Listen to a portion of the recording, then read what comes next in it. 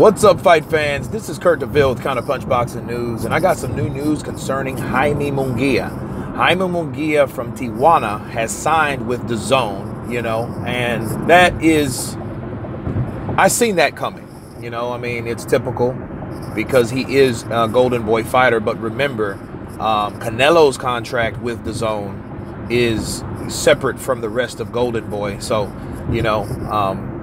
so it wasn't guaranteed that, or automatic, so to say, that Jaime Munguia was to go to Dazn. He could have went anywhere, but him, of course, being signed with Golden Boy, he takes that step to Dazn, and it makes a lot of sense. Him being at 154 pounds, and he's a big super welterweight, so in time, he's only 21, that we can see him going to 160 and challenging those guys there. So if he wants any part of the middleweight crown, or a possibility of having the middleweight crown, I suggest he goes to Dazn. Plus, this kid's still a work in progress. I haven't heard of his new opponent. I don't want to butcher the name, so I'm not going to try.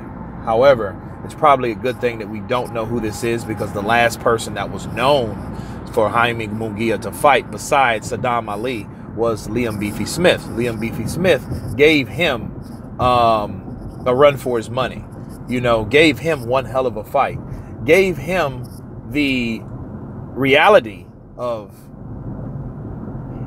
him having to learn more, him having to know that, hey, I have a long way to go, and especially when you up your competition, and Liam Smith hit him with 1-2s, pretty soon he was able to time that 1-2, but Beefy Smith, gave him one hell of a fight, but it just lets you know that this guy's still green. Again, he's only 21. He knocked out Saddam Ali for the WBO champ, piece of that crown, and I'm glad that he made that jump. Oscar De La Hoya is really doing good with his fighters. I feel that, he's a good promoter for the most part. You know what I mean?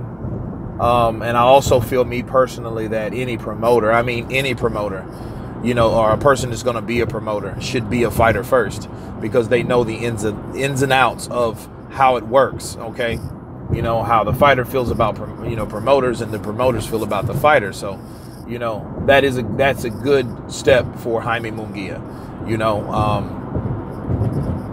I feel that he's just still a work in progress, and, he has a few more fights before throwing him in there, with the competition, because, he could be one of the possible future stars of the middleweight division in time.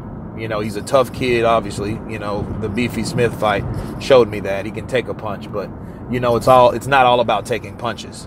You know what I mean? Because if you ask someone like Brandon Rios, the guy that says he likes to get hit and all that, and fighting is like busting a nut, he's, for the most part, showing signs of punch drunk syndrome, and that's not cool. So there's nothing really cool about taking punishment if it costs you certain realities and common sense things that you can no longer do, like speak. You know what I'm saying? So, but yeah, I congratulate Jaime Munguia for joining Dazn. Dazn is that fresh new platform, and I really look forward to seeing the next fight. And one thing about Dazn, their fighters fight often. If you notice, it's not, once a year, twice a year, or whatever, not that PBC kind of stuff. They're fighting frequently. So that's great. That's good news for Jaime Munguia, because he needs the road work, he needs the rounds, he needs the experience, and he needs to grow. So, this is a good platform to do it. So I congratulate him again. But you guys tell me what you think about this particular video. Jaime Munguia joining Dazn. Of course, please subscribe. And you guys been counterpunched. Peace.